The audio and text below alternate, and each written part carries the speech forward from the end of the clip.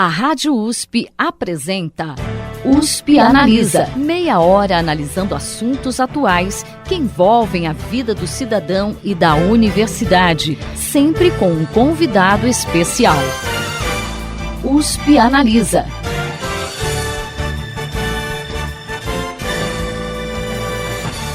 No Brasil, 84% da população vive em cidades. A tendência, não apenas aqui como em todo o mundo, é que esse número cresça. Mas há cidades que se destacam por centralizar decisões mundiais, cuja importância transcende os países em que estão localizadas. São as cidades globais. Para falar sobre elas e também sobre o programa USP Cidades Globais, desenvolvido no Instituto de Estudos Avançados, o USP Analisa de hoje traz o professor do Instituto de Biociências da USP, coordenador do programa USP Cidades Globais e presidente da Academia de Ciências do Estado de São Paulo, professor Marcos Buqueride. Professor, seja bem-vindo ao USP Analisa. Obrigado, muito obrigado pelo convite. Para começar, professor, o que uma cidade deve ter para ser considerada uma cidade global? Uma cidade global é uma cidade que influencia as outras cidades do mundo. Então, é uma cidade, basicamente, que tem ideias novas e que é o carro-chefe ou a locomotiva das outras cidades. As duas cidades globais mais importantes do mundo hoje são Londres, que está em primeiro lugar, e Nova York, em segundo lugar. Cidades globais são as cidades que têm as melhores universidades, as cidades que têm a melhor comida, a melhor cultura e vários outros aspectos. Foi assim que começou, né, esse processo de cidades globais. Um dos principais relatórios é de uma consultoria chamada A.T. Kearney, que é o que faz esse ranking. Então, nós temos algumas no Brasil, por exemplo, São Paulo é a 34ª cidade global do mundo. Rio de Janeiro, acho que 39ª, se não me engano. E quando a gente analisa, né, as cidades que estão no topo do ranking, como o senhor falou, Nova York e Londres, quão longe a gente pode dizer que as metrópoles brasileiras, né, tanto São Paulo quanto Rio de Janeiro, quanto outras cidades que também estão nesse ranking, quão longe a gente pode dizer que essas cidades estão das cidades, né, do topo, considerando os itens que classificam uma cidade como cidade global? No próprio relatório da A.T. Kearney existe toda uma contagem de quais seriam as cidades do mundo que teriam chances de alcançar as hoje principais cidades globais. Então, em quarto lugar está a cidade de São Paulo, por exemplo. O que falta? Nós temos problemas com a parte de educação. O nosso nível de educação não está no nível que essas cidades globais, que as cidades globais principais do mundo têm hoje em dia, e a parte de inovação precisaria melhorar. São Paulo é particularmente importante por causa de quanto de negócios a cidade tem. Isso é outra coisa que conta também, né? Aí o Rio de Janeiro fica um pouco atrás porque não tem tantos negócios, mas São Paulo e Rio de Janeiro são muito parecidas. Então a gente tem duas cidades brasileiras, duas capitais brasileiras que podem no futuro vir a fazer parte dessa, nós chamamos de elite das cidades globais. Mas não são só essas duas cidades que são cidades globais, não. Tem também Salvador, Recife, né? Existem outras capitais brasileiras que também são. E não precisa ser capital, não precisa ser grande, né? Precisa influenciar o mundo, né? Precisa ter ideias, né? E ser importante nesse aspecto e não só economicamente. Ribeirão Preto poderia ser uma, Ribeirão Preto claramente poderia ser uma cidade global. Isso tudo depende de como a população se volta para o lado político e como essa política é transformada em serviços e quais são os exemplos que isso faz. Então, uma cidade como Ribeirão Preto tem grandes chances, porque é uma cidade extremamente importante, não só no estado de São Paulo, mas no Brasil. Então, tem todas as chances, sim, de se tornar uma cidade global. Isso depende das pessoas e depende de quem governa, né? Depende dessa conexão entre esses dois setores, né? Esse segundo ranking que o senhor citou da A.T. Kearney, ele leva em consideração o planejamento para o futuro, é isso? Ele leva também em consideração o planejamento para o futuro. O futuro nas cidades, a gente já aprendeu no USP Cidades Globais, que o futuro nas cidades ele é muito mais determinado pelas aspirações da população do que pelo que os políticos ou os administradores querem, né? Foi feito um estudo na Argentina, por exemplo, do passado, né? Tentando ver se a Buenos Aires de hoje, Buenos Aires é uma cidade que está em 20º lugar, está bem à frente de São Paulo, né? Uma cidade global importante. E nesse estudo eles viram o seguinte, que a Buenos Aires de hoje, ela não é a Buenos Aires que os urbanistas desenharam, mas sim a Buenos Aires que a população desejava que fosse. Então, a aspiração da população é muito importante.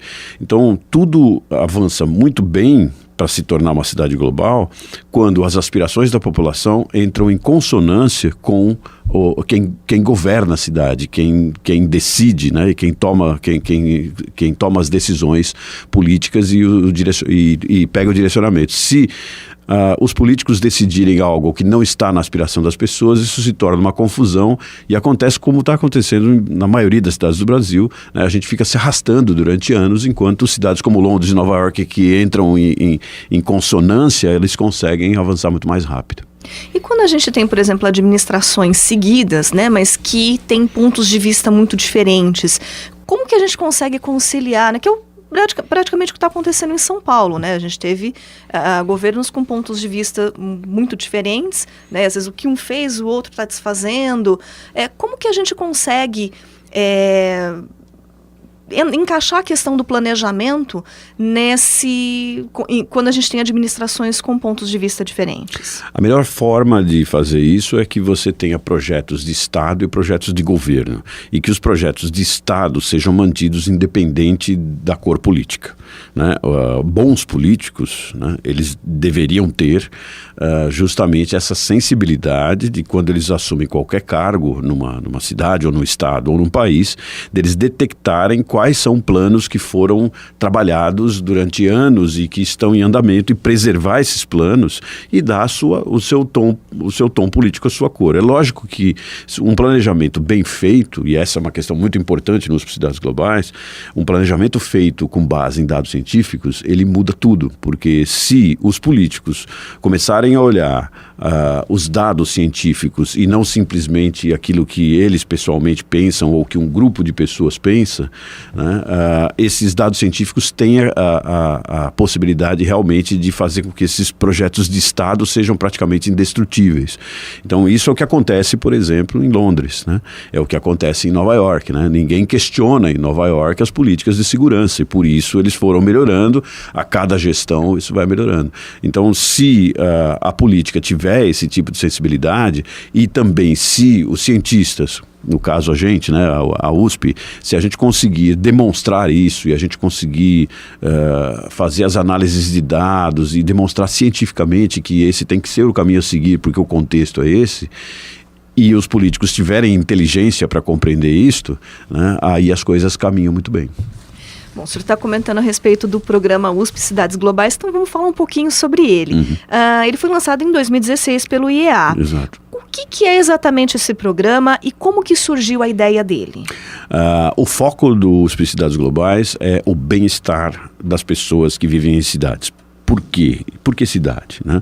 Porque todos os indicativos de dados científicos que nós temos nos levam a crer que por volta de 2040 nós atingiremos 90% de urbanização no mundo, né? Então as pessoas vão estar vivendo em cidades nessa época. E essa vida em cidade, ela tem que ter algo que confira bem-estar, especialmente em cidades muito grandes, como é o caso de São Paulo, em que a vida realmente se torna muito difícil devido a problemas de mobilidade, problemas de segurança, etc. Então, isso tudo tem que ser pensado agora, planejado agora, com base científica. E nós sabíamos que na USP existem uma multitude de projetos, né, que trabalham com cidades. Então nós fomos atrás desses grupos, chamamos esses grupos para conversar, fizemos uma pesquisa com esses grupos, né, e dessa pesquisa que nós fizemos com esses grupos, nós vimos que muitas das áreas estão já contempladas. Os estudos de cidades, eles foram sempre colocados do ponto de vista do que nós chamamos de urbanistas, e foram sempre a referência maior maior, mais forte até hoje, nas escolas de arquitetura. Mas a gente se surpreendeu porque a Faculdade de Medicina, por exemplo, tem um número enorme de estudos de diferentes aspectos voltados para questões urbanas. A biologia também tem, a engenharia também tem. Então existe um grande número de projetos olhando a questão urbana de um ponto de vista que a resultante disso seria um ponto de vista interdisciplinar. Então o que nós fizemos foi criar um programa. Ele não é um projeto, e sim um programa, apesar dele ter algumas frentes que fazem pesquisa também, que a gente está tentando integrar as coisas, mas ele é um programa, ele não compete com nenhum dos projetos que existem na USP, né? Ele ajuda, a ideia ajuda em quê? Ajuda no estilo IEA, que eu gosto de dizer que é o lugar mais interessante da USP, né? Tanto para a gente trabalhar quanto para a gente visitar e etc. Porque é ali que é no IEA que se juntam várias ideias, né?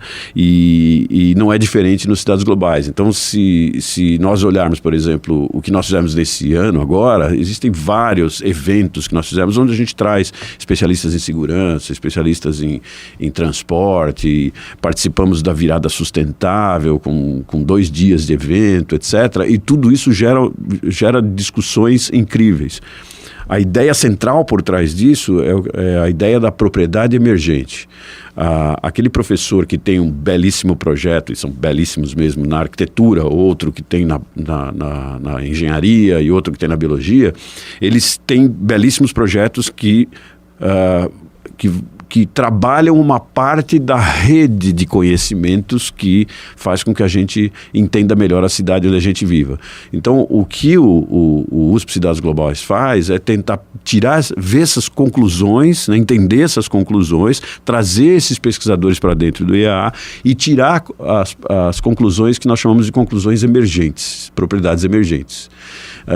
Por que isto? Porque quando você tem um problema numa cidade, em qualquer cidade, seja ela de 5 mil habitantes ou de 23 milhões de habitantes, muitas vezes, o prefeito e muitos cientistas também acham que resolvendo um problema específico, né, nós fazemos isso na mesa do jantar toda noite, né? A gente acha que resolve os problemas discutindo. Mas quando a gente vai olhar os dados, muitas vezes isso que a gente acha que é tão importante não é. Eu dou sempre o exemplo do elefante e da formiguinha. Quer dizer, o elefante não estava se movendo, né, da fábula, né, o elefante não estava se movendo, e aí você tenta chamar um guindaste, etc e tal, e depois você acaba descobrindo que o elefante só tinha medo da formiguinha, a formiguinha estava na frente dele. Se você tirar a formiguinha, o elefante continua caminhando. Então, é essa a ideia que a gente tem, né, tentar encontrar esses pontos que eu já ouvi chamar de acupuntura, né, uma acupuntura científica, né, que você acha o ponto exato ali que você vai mexer. É com esse objetivo que Cidades Globais foi criado. E o que a gente pode dizer que o programa já trouxe de contribuições? A gente tem algum resultado prático? Pensando mais no contexto de São Paulo. Isso. Algumas coisas são muito interessantes. Por exemplo, nós temos um projeto, que acabou virando um projeto, né? Porque nós fizemos o seguinte, a gente tentou se aproximar dos políticos, dos ex-prefeitos, eles fazem parte do conselho, então alguns já inclusive aceitaram e fazem parte do conselho.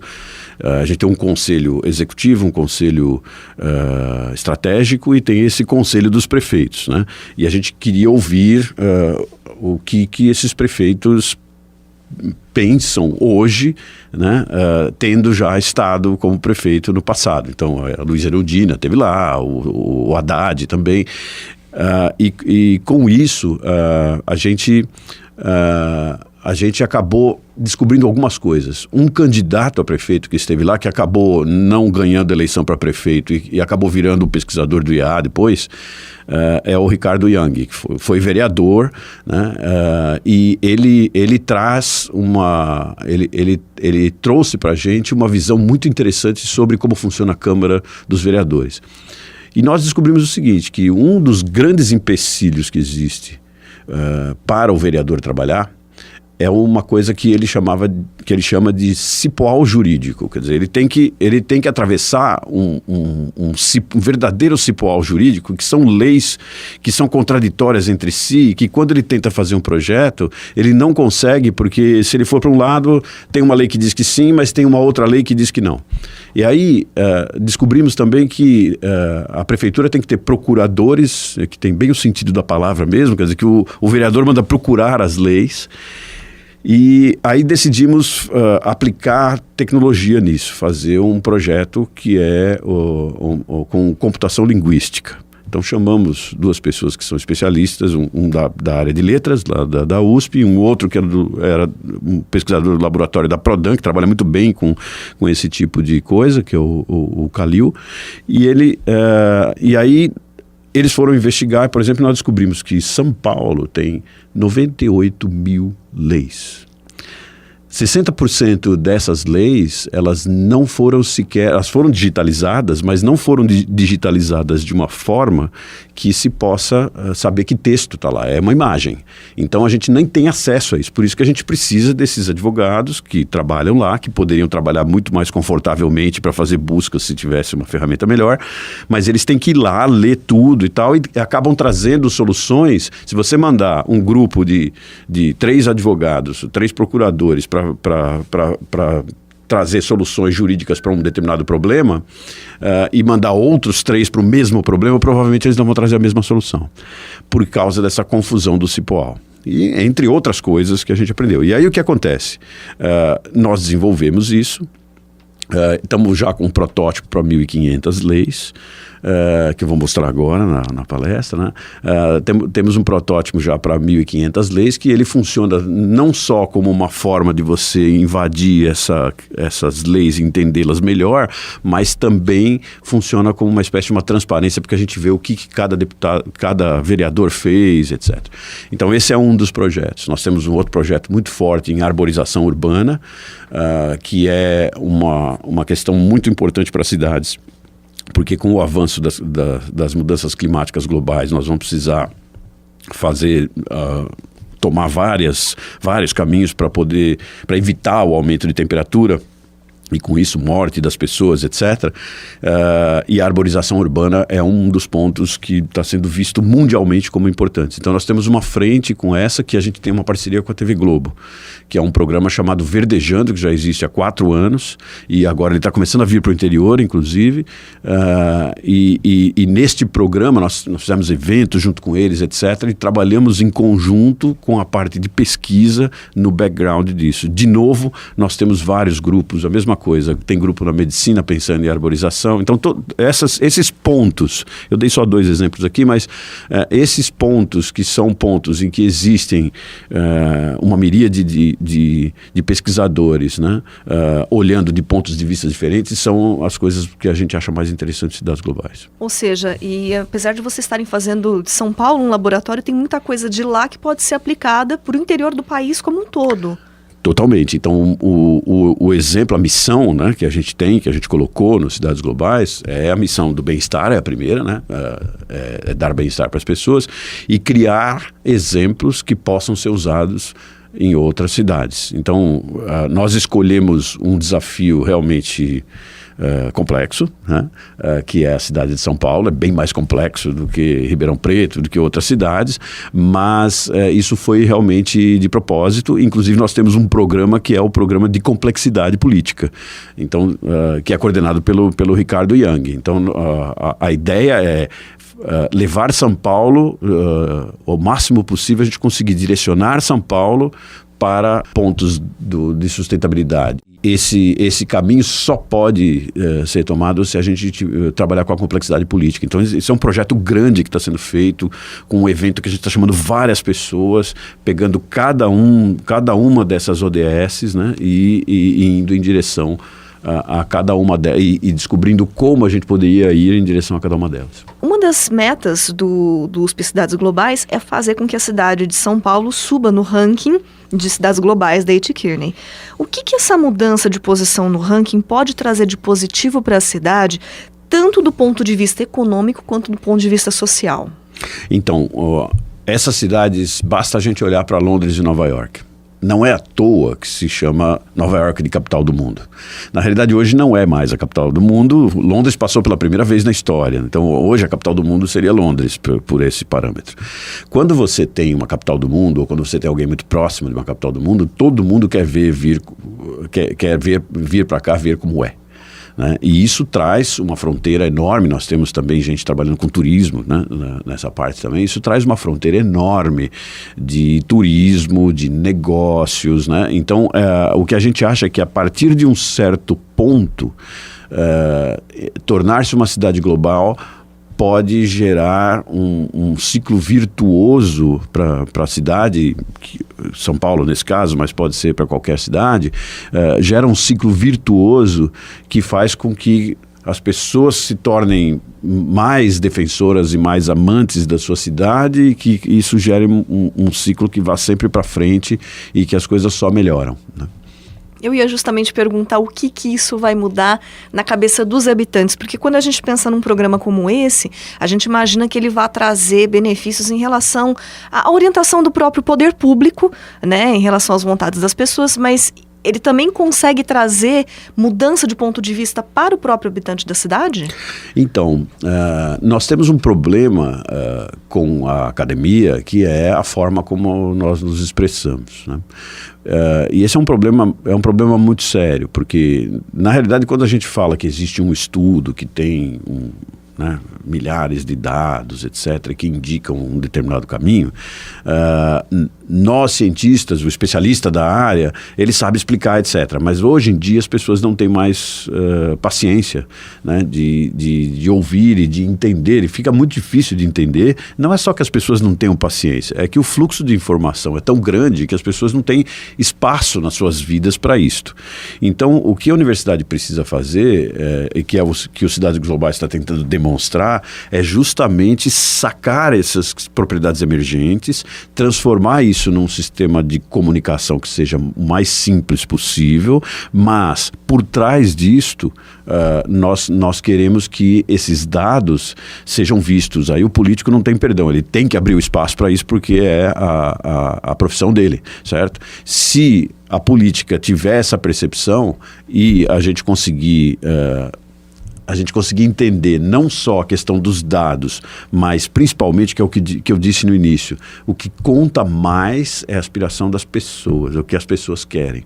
Então, por exemplo, cidade de São Paulo, nós temos um problema muito sério que está mudando, mas assim, o paulistano não gosta da cidade de São Paulo. Ele fala mal da cidade de São Paulo.